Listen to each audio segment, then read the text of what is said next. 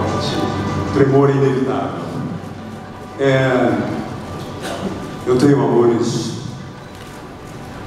que são eternos.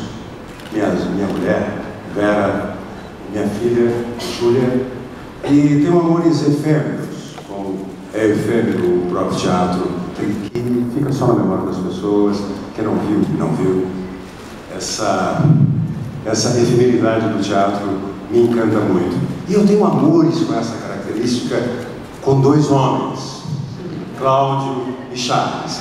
A gente é muito feliz quando ama, em períodos curtos, como a gente conseguiu fazer com Kiss Me Kate. Começamos a primeira leitura no dia 21 de setembro e tínhamos a primeira plateia no dia 23 de outubro. Eu não entendia como aquilo podia acontecer e como aquele abismo que se abriu para nós podia nos conduzir a um céu tão grandioso como esse de Cole Porter, Shakespeare e essa família MB que anda espalhando famílias artísticas por aí.